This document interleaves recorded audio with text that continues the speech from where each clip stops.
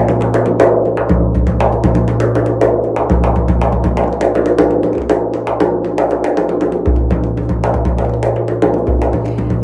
بالله من الشيطان الرجيم بسم الله الرحمن الرحيم لا إله إلا الله محمد رسول الله السلام عليكم.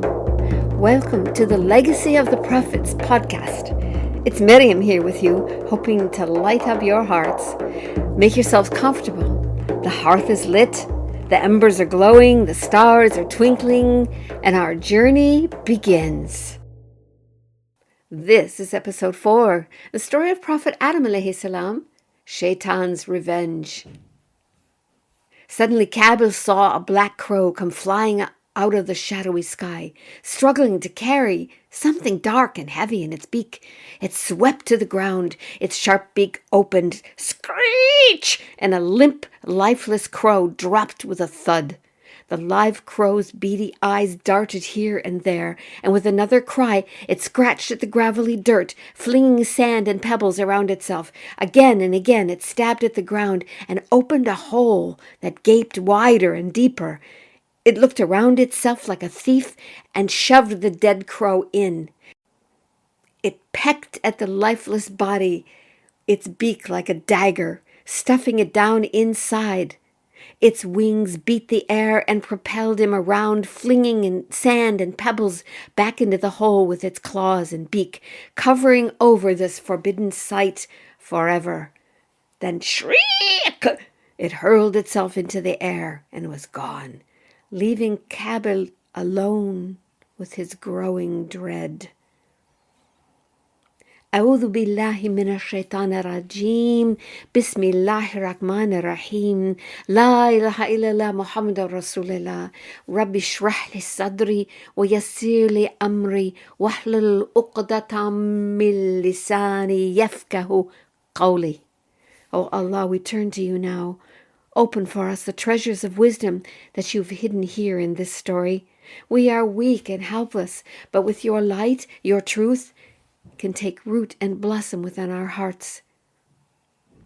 Do you remember how, perhaps in response to a deep longing within Adam alayhi salam, Allah Mighty and Majestic slid one slender, perfect rib bone out of Adam's body as he slept? He said, "Be," and it was. It was a lovely woman. By his mighty infinite power, he named her Hawa, Eve, and told her to sit beside Adam and wait for him to wake up. Adam alayhi salam stretched and opened his eyes. He blinked and blinked again. He saw her sitting beside him, her hair flowing, her soft eyes looking at him, her rosy lips shining in her delicate face. What are you? I am a woman. Why are you here? I'm here to give you comfort and solace and to be your companion. My name is Hawa. That means life. Adam alayhi salam had been created from the most fruitful and powerful substances on the earth, ringing clay made of mire, black with decay. Hawa had been created from Adam's very life, from one of his rib bones, one of the bones that was protecting the most important internal organs of his body, his heart, his lungs. Allah Mighty and Majestic said to Adam and his wife, "Adam, dwell here in paradise with your wife. Go wherever you want, do whatever you want, eat and drink whatever you want, wear the beautiful robes of paradise and enjoy the corals and the pearls and the silver and the gold. Enjoy the pitchers and the goblets of honey and wine and milk and the beautiful bubbling rivers of paradise. But Adam, don't go near that tree. Know that Shaitan is your enemy. Don't allow him to get you out of here and land you in misery and keep you naked and hungry and thirsty and languishing in the sun's heat. And so, reclining on plush love seats and carpets, Adam and Hawa reached out their hands to perfectly ripe sweet fruits hanging from the trees above them, and the fruits would fall gently into their hands. Exquisite dark-eyed companions filled their goblets with revitalizing drink, while ambrosial fragrances wafted around them. Their every desire was fulfilled, and they rejoiced in the bounty of their Lord. And then one day there came the slightest hint of something new, although it couldn't be seen nor even heard, and then it was gone. Another day, if we can say there are days in paradise, which we can't, it came again and went just as swiftly. After a time, it came again and hovered with the very slightest sound. And they began to watch for it, to listen for it, to expect it, and wonder about it when it wasn't there. And then it began to come as the slightest sigh. And then as a whisper. And then as words spoken in secret. Adam, it is lovely in paradise. No.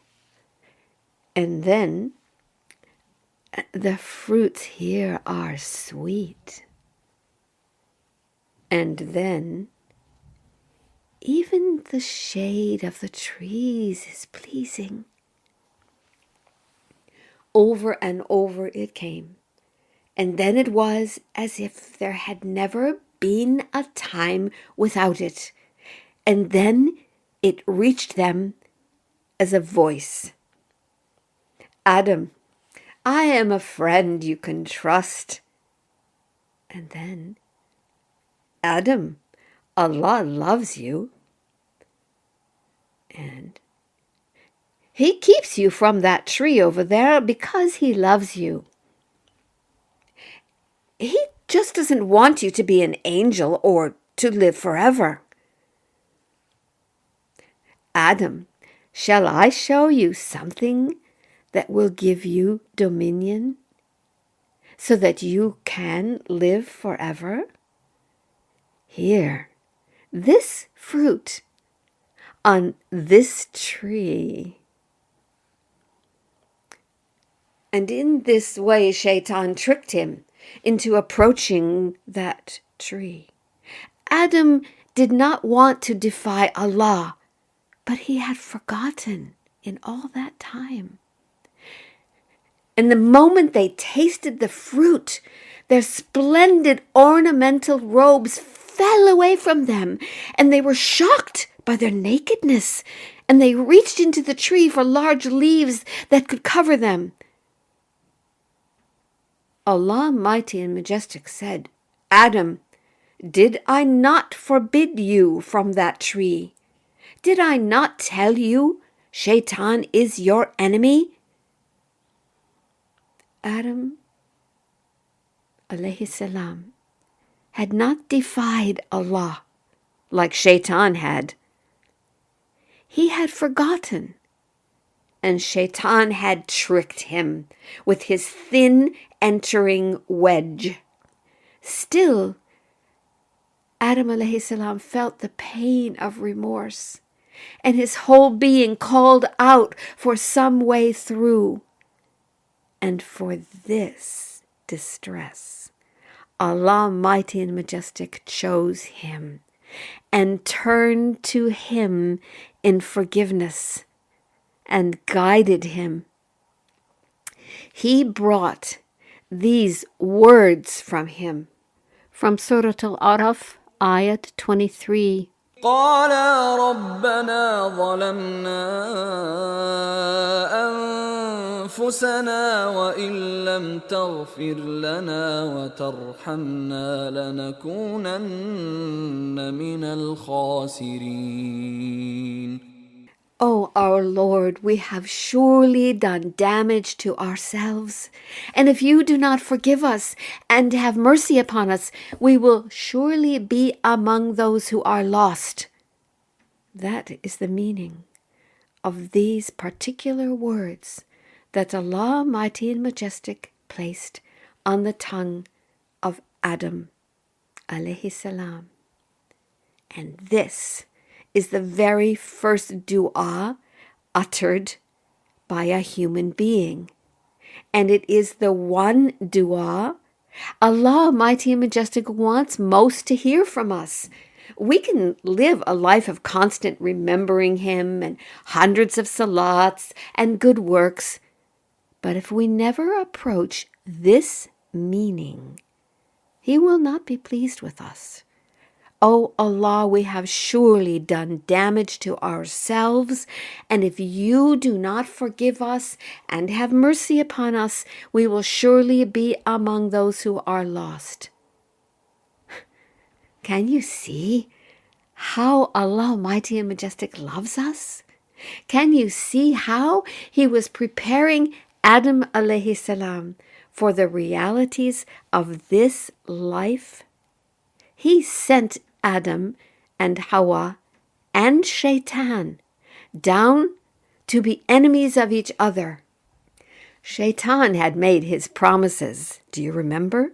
To get us to forget Allah Mighty and Majestic. And Allah Mighty and Majestic had made His promises to save and protect any who turned to Him. He said, "Go down, Adam, you and your wife and Shaitan, and live as enemies for a time on the earth. You shall bide well on the earth and have enjoyment for a time. You shall live there and die there, and then be brought back from it. If there comes to you guidance from me, whoever follows my guidance shall never go astray nor fall into distress and misery. Allah is Tawwab. Mercy is His primary attribute. And with this dua He's taught Adam alayhi salam, He gives us the understanding of these aspects of His mercy. Allah Mighty and Majestic did not create Adam intending him to be forever in paradise and then throw him out because he ate from the tree.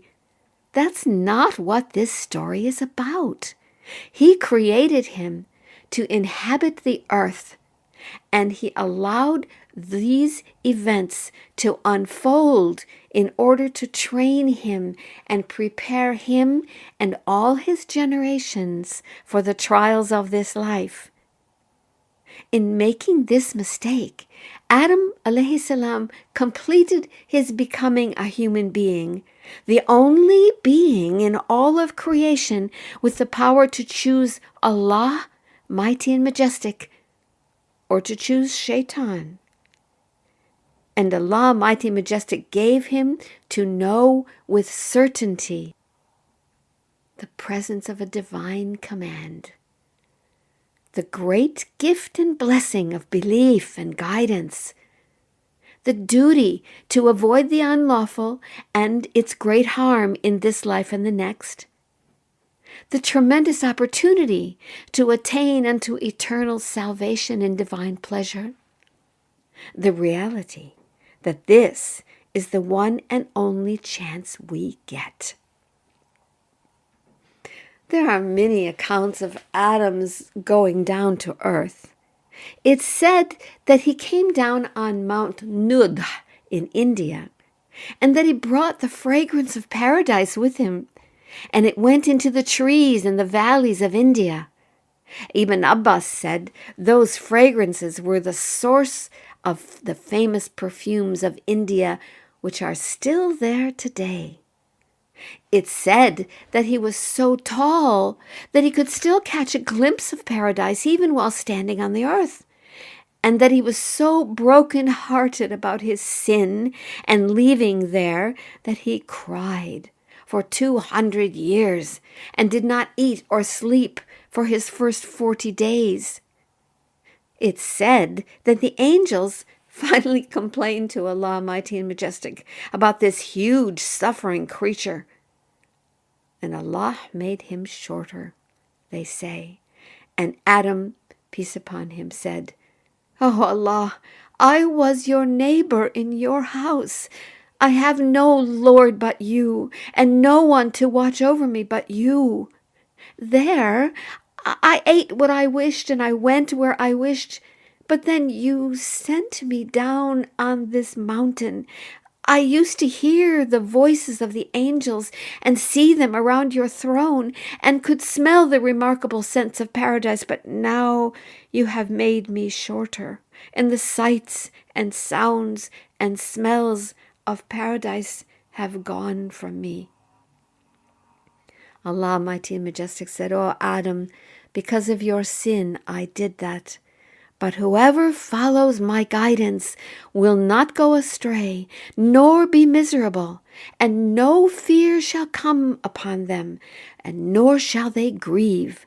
The one who does a wrong, or who wrongs himself, but then asks my forgiveness, will find me forgiving and merciful." Some say Hawa came down to earth at the same place as Adam, but some say that she came down near Mecca, and that they wandered each alone for a long time before they found each other on Mount Arafat. For Adam alayhi salam and Hawa and their children, nothing would ever be the same. Nothing came to them without effort. They had to struggle and work within the endless circling of building up, growing, death and decay, and renewal. Through the days and the nights and the seasons, on the plains and in the valleys, and the jungles and the ice-clad mountains, and across the oceans and along rivers, their descendants would have to face storms and calamities, earthquakes and famines and droughts, and benefits too, and blessings.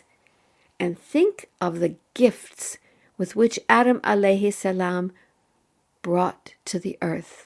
The gift of understanding of his utter weakness and need for Allah, and the gift of that dua that was given to him, and the ways that we are taught to ask Allah for his help, for he is ever waiting for us to ask, and is not pleased when we don't ask.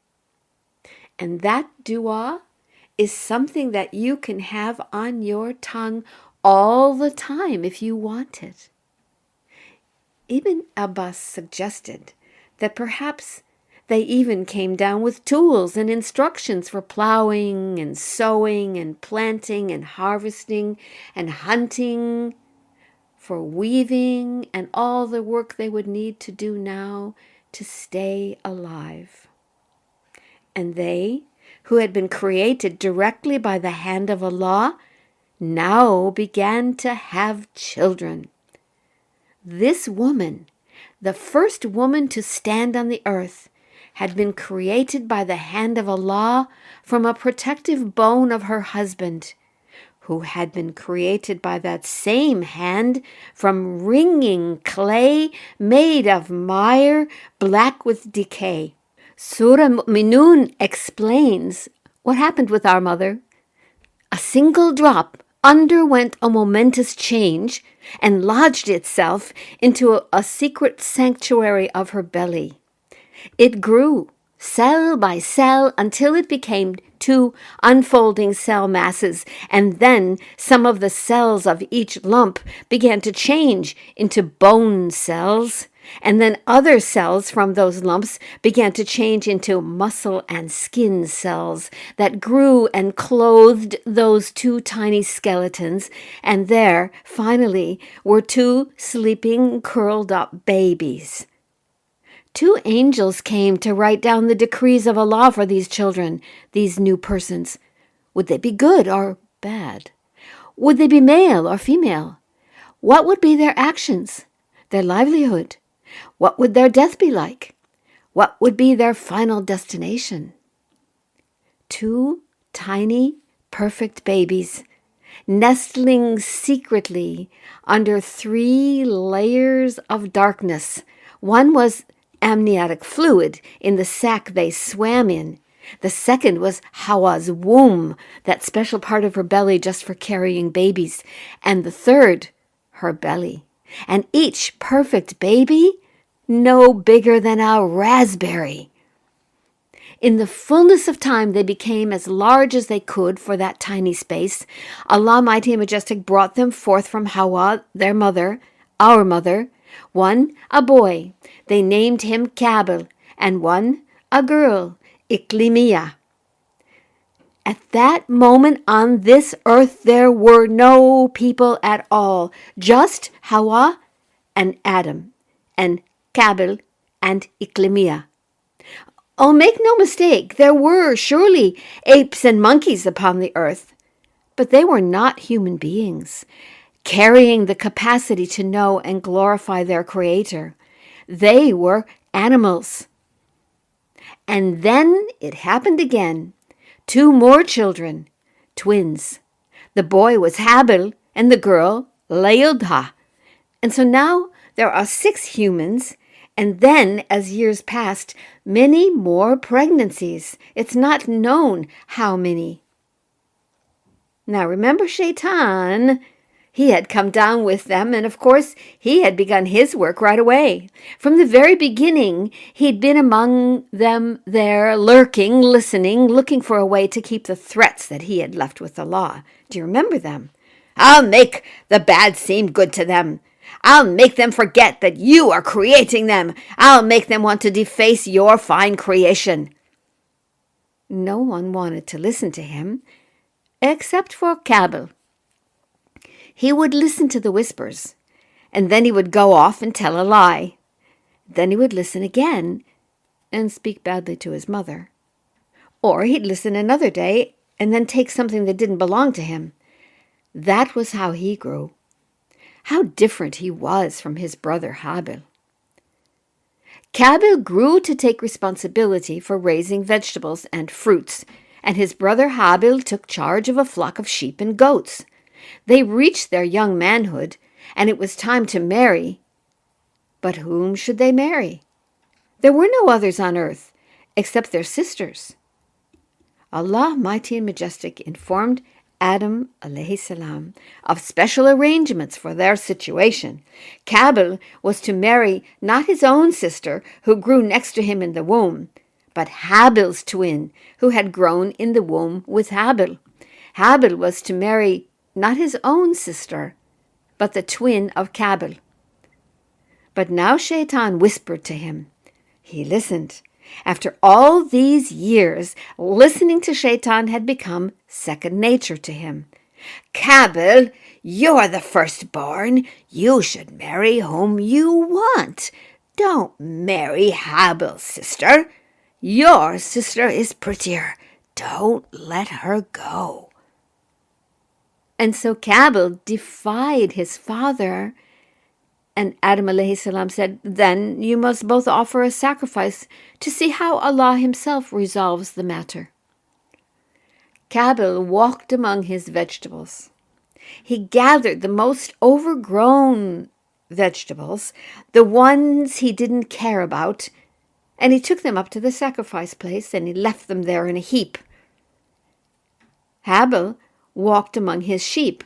He looked carefully at this mouth and those horns to find the one animal with the straightest teeth and the shiniest eyes and the most beautifully curved horns and the thickest wool, and he tied that animal to a tree at the sacrifice place.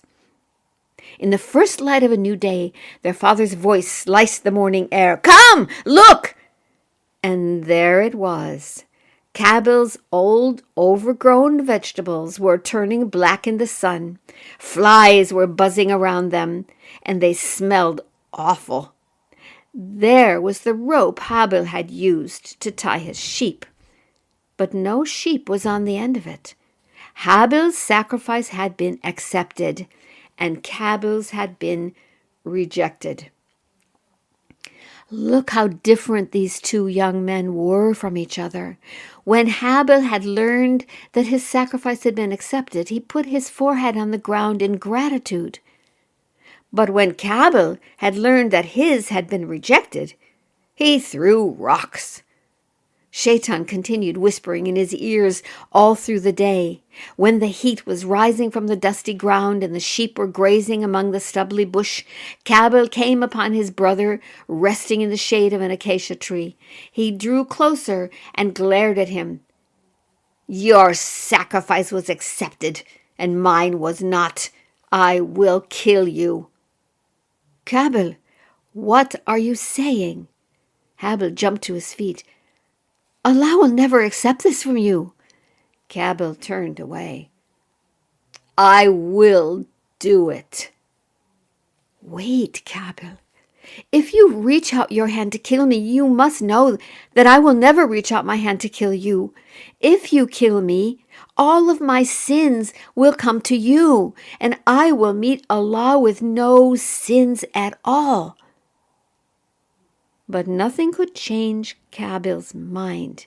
He picked up a rock and killed his brother. The very earth seemed to stop spinning. Every animal, every bird, every butterfly, every fish stopped and wept, for the earth had never seen such a thing before. Certainly, it's true there was killing on the earth before this. A lion might kill a gazelle to survive. A bird might kill a worm to survive. A tiger might fight and kill a cheetah to protect her young. But killing like this? Cabil killed his own brother for anger? For greed? For jealousy? Never had the earth seen anything like this, and it wept. And it is still weeping to this day. May Allah Mighty and Majestic protect us. Cabil himself couldn't even move. He just sat stupidly, staring at his dead brother, feeling darkness choke his heart. And suddenly he saw a black crow come flying out of the shadowy sky, struggling to carry something dark and heavy in its beak. It swept to the ground, its sharp beak opened, and a limp, lifeless crow dropped with a thud. The live crow's beady eyes darted here and there, and with another cry, it scratched at the gravelly dirt, flinging sand and pebbles around itself. Again and again it stabbed at the ground and opened a hole that gaped wider and deeper. It looked around itself like a thief and shoved the dead crow in. It pecked at the lifeless body, stuffing it down inside. The crow's wings beat the air and propelled him around, flinging sand and pebbles back into the hole with its claws and beak, covering over this forbidden sight forever. Ah! It hurled itself into the air and was gone, leaving Cabil alone with his growing dread. Cabil was one of the truly regretful ones, with his heart weighed down with darkness. Am I so wretched that a gloomy crow must teach me how to bury my brother? After Habil was in his grave, Cabil left the company of his parents and his family. It said that he left with his own twin, the one his father had wanted to marry Habil. It is said that from them, came a whole line of descendants who were firmly on the way of Shaitan. And it is said that it was those descendants, some 10 generations later, who rejected the warnings of Nuh alayhi salam and who were destroyed in the great flood. And this is how it happened that Nuh alayhi salam became our second father. The Prophet Muhammad, may Allah bless him and give him peace, said, whenever a person is killed unjustly, a part of the blame for that is laid upon Kabil, this rebellious son of Adam, who invented the tradition of killing and who dwells to this day, you can be sure, in the deepest and fiercest layers of Jahannam. And when one person kills another unjustly, it is as if he has killed all of humanity. Shaitan really is our enemy to this day. He is still working to keep his promises. Allah Mighty and Majestic has given us a choice to follow him in his mercy and keep our promises to him, or to turn away from him and follow Shaitan and his empty promises instead. The warning has been clear, but the reassurances have been repeated and repeated again in how many ways that he, Allah Mighty and Majestic, is closer to us than our own jugular veins in our neck, and even closer than that, he is dividing our very cells, spinning our very atoms. He is closer to us than Shaitan could ever think of being.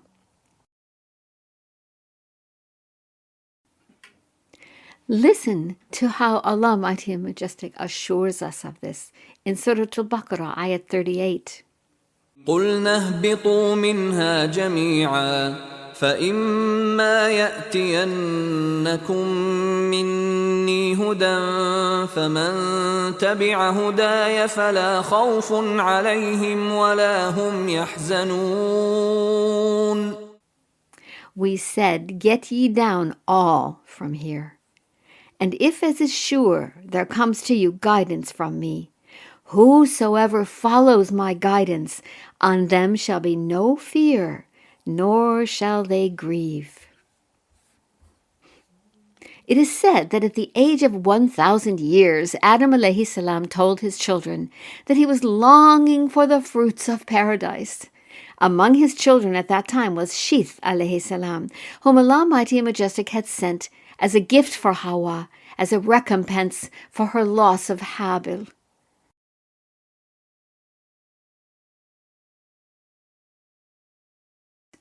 And they encountered the very angel who was coming to Adam alayhi salam, bringing his shroud, his burial fabric, and all the things that were needed to prepare his body for the transition from this short life to the eternal hereafter. His time is now, the angel said. He returned with them to their home. It is said that Hawa recognized it was the angel of death, and she tried to hide herself behind her husband. But he said, "Leave me. I came to earth before you. Don't try to put yourself between me and the angels of my Lord." It is said that that angel taught the children of Adam alayhi salam how they were to wash his body and wrap it with the shroud, and all the prayers they were to say, and all the special things they were to do for him. They dug his grave, and they laid him in it, and they prayed over him, and they closed the grave. "These shall be your customs," the angel said. All these years later, Muslims still bury their dead in these same ways, alhamdulillah. You only need to ask a few pious people, and you will hear marvelous stories of the passing of righteous and beloved ancestors, and the peace and the felicity and the security and the safety and the love that people feel in those days. Even in our day, among times of disaster and terrible cruelty, these stories are everywhere. All of that contributes to our certainty which is our gift from Allah Mighty and Majestic. We ask Him to allow us to understand His wisdoms and warnings. We ask Him to bring us back to this story, again and again and again, because what I've told you here is just a beginning, and the story is such that each time you encounter it, you'll learn something new, inshallah. Oh Allah, make us those with Qurans for hearts. Make us those with Qurans at our fingertips, in our hands, and on our tongues. May we continue for all the days of our lives studying and contemplating Quran. Oh Allah, keep us and protect us and teach us the indirect assaults that the shaitan makes on us, the negativity, the worry, the doubt. None of these things are from you. They are from shaitan. So wake us up.